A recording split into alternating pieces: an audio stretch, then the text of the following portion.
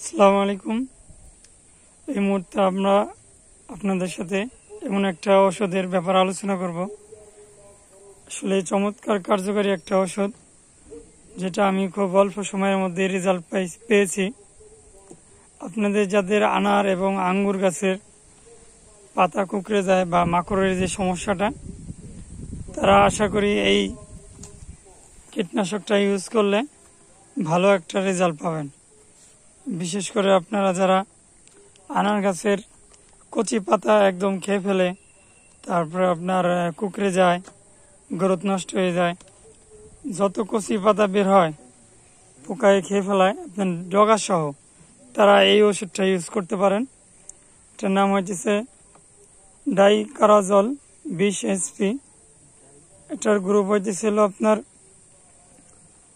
ফরমেনাটেড hydrochloride 20%। এই ওষুধটা একদম আমরা নতুন ব্যবহার করতেছি। গত সপ্তাহে আমরা একবার ব্যবহার করছিলাম আমাদের ছাদ বাগানে, খুব ভালো রেজাল্ট পেয়েছি।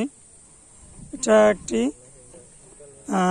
স্পর্শক পাকিস্তানীয় ক্রিয়া সম্পন্ন পাউডার জাতীয় কীটনাশক। এটা যদিও কীটনাশকের কথা বলা হয়েছে, মূলত এটা আপনার মাকড়ের যে ধরনের পোকা আছে সেগুলোর জন্য খুবই কার্যকরী। যেমন এই গাছগুলা দেখেন, কচি পাতাগুলো আপনার মাকড়ে আক্রমণ করছে। তারপর আপনার বিশেষ করে আনার গাছে, আমি দেখাবো আনার গাছের ওইখানে যায়। এই ওষুধটা আপনার বিশেষ করে যেমন জাপ পোকা, এডিপ, থ্রিপস ও মাকড় জাতীয় পোকা এবং চর্বণ জাতীয় বিভিন্ন কীটপতঙ্গ যেমন কুড়ি ও ফলের কৃমি জাতীয় পোকা দমনের জন্য বিশেষভাবে কার্যকরী। আসলে এটা আমি 7 দিনে একবার স্প্রে করছিলাম আমার ছাদ বাগানে। আলহামদুলিল্লাহ খুব ভালো রেজাল্ট পাইছি। আপনারাও স্প্রে করতে পারেন। ওষুধটা আমি আবারও দেখাই স্ক্রিনে।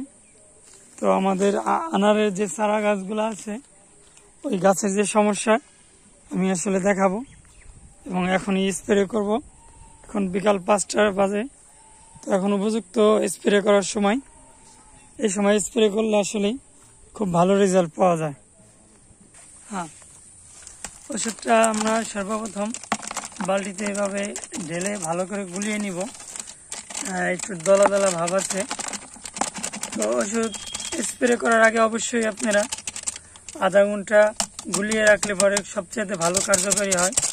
আপনি একটা বোতল বা পানিটা ঢেলে দাও, বোতল বা পানির ভিতরে যদি পাত্রের মধ্যে ওষুধটা গুলিয়ে ভালো করে নেন, তারপরে স্প্রে করেন, সেক্ষেত্রে অনেক ভালো রেজাল্ট পাবেন। 10 লিটার দিচ্ছে আর 8 লিটার দাও।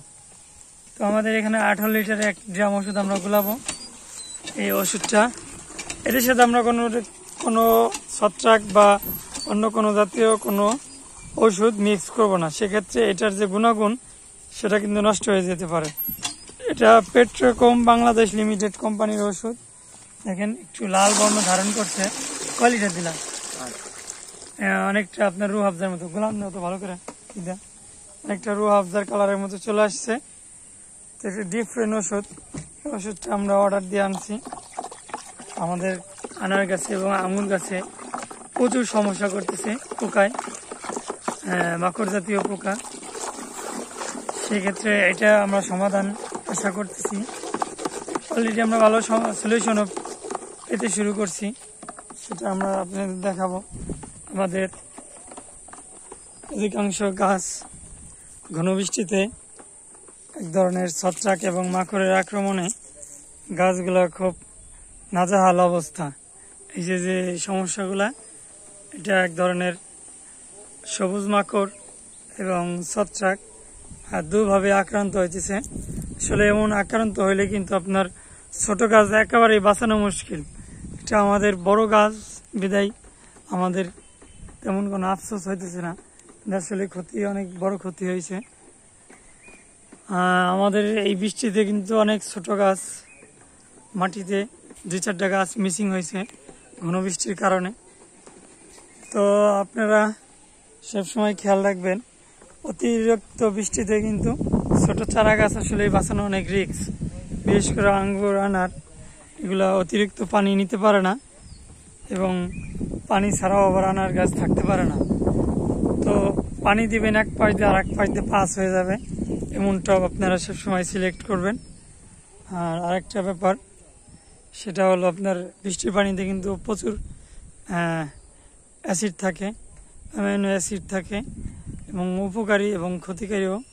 বিশেষ করে আঙুরের এই কচি পাতাগুলা এই বৃষ্টির পানিটা নিতে পারে না। সেজন্য যাদের টব আছে, টবের গাছ, পারলে আপনারা বৃষ্টির সময় সেটা নিয়ে আসবেন, ডাইরেক্ট যেন আপনার বৃষ্টির পানিটা না পায়, সেক্ষেত্রে খেয়াল রাখবেন। আর অতিরিক্ত বৃষ্টির কারণে কিন্তু অনেক সময় গাছ মারা যায়। তো আমরা এখন ওষুধ স্প্রে করবো, আনারের চারাগুলো আপনাদের সাথে দেখাবো।